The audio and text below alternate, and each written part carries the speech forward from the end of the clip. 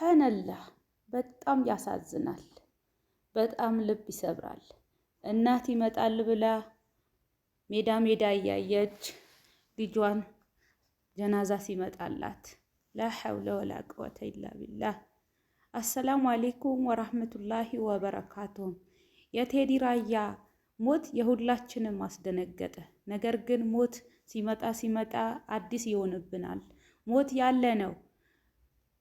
በአሁኑ ባለንበት ዘመን ማታ ያየነው ጠዋት እያጣን ነው ያለ ነው። ቴዲ ራያ ከዚህ በፊት በጣም ለፍቷል።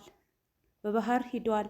ያልፍልኛል ብሎ ወጣቱ ለጋው ገና ምንም ሳይበላ ምንም ሳያይ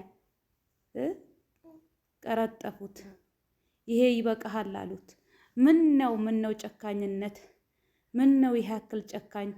ወገን በወገኑ ወንድም በወንድሙ ሰው በሆን በቂ ነበር። ነገር ግን ጭካኔ በዛብን።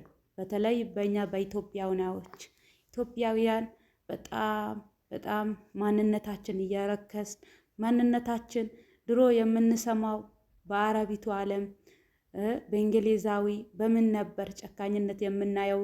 በቴሌቪዥን በተለያዩ ነገራቶች ነበሩ። ነገር ግን አሁን ወደኛም መጥቶ ወንድም ለወንድሙ እየገደለ እናያለን። እስኪ ገዳዩ አሁን ይሄን ሀዘን ሲያይ ምን ይሰማዋል?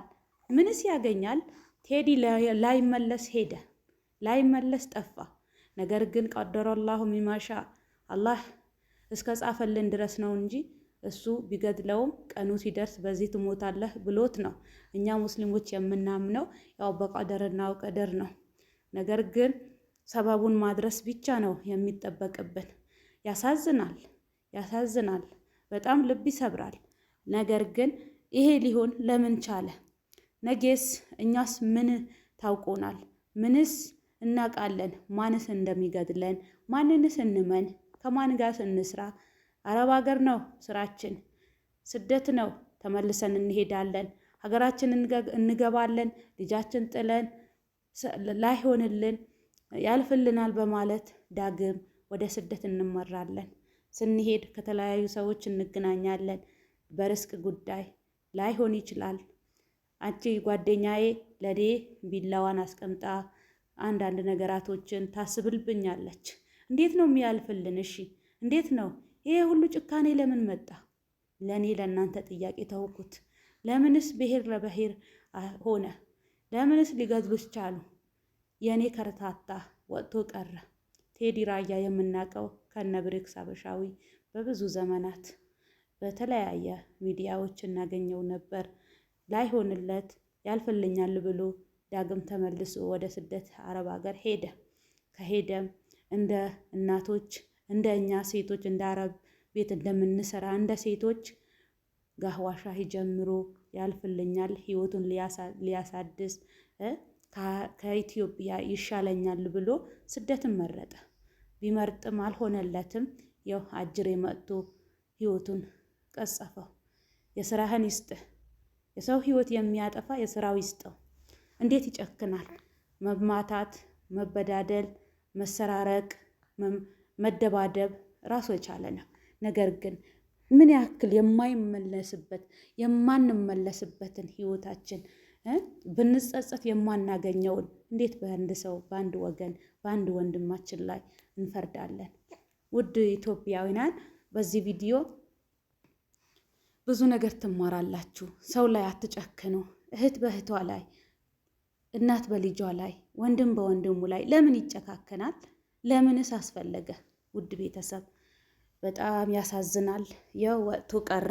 እናት ዛሬ ልጅሽን ሞተ ተብላ ስትሰማ ምን ይሉታል? ምንስ ይሰማታል?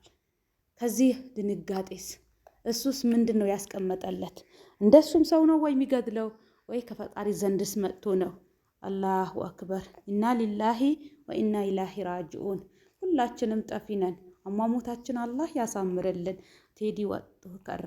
ነገም አዲስ አጀንዳ ሲመጣ ቴዲን ረስተን ወደ ሌላ ሰው እንመጣለን። ምንም አይመስለንም። አይናችን ጨው ባሽተን እኛ ቪዲዮአችንን እንሰራለን። ነገር ግን ይሄ ነገር እንዴት ነው?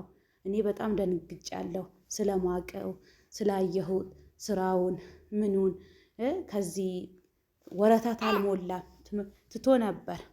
መጥቶ ያልፍልኛል ብሎ ጋህዋ ሻሂ ማዲ ያጨርሱት። ያ ሁላ ሲያደርግ ግን ገደሉት፣ ላይመለስ ገደሉት። ቴዲ በስደት ቀረ።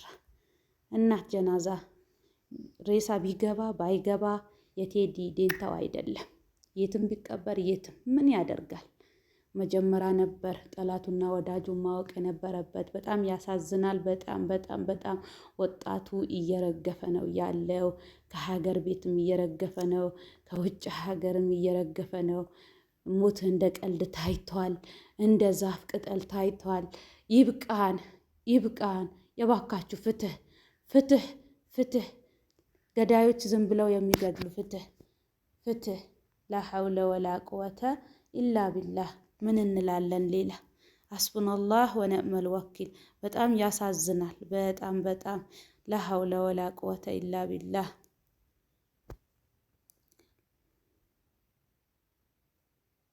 ኢና ሊላሂ ወኢና ኢለይሂ ራጅዑን። እቺ እህታችን ወደ አኺራ ሄዳለች። የምትገኘው ዱባይ ውስጥ ነበር ሕክምናን ስትከታተል የነበረው ከ2 ወር በፊት። ትናንትናው ወደ አኺራ ስለሄደች ያው ጀናዛር ወደ ኢትዮጵያ ይግባ ስለተባለ ሁላችሁም ኢትዮጵያውያን አጅማን አልከራማ አካባቢ መታችሁ ያው እንድትጎበኙን በአላህ ስም እንጠይቃችኋለን። ሁላችሁም ይሄንን ቪዲዮ ሼር፣ ሪፖስት፣ ዱት አድርጉ።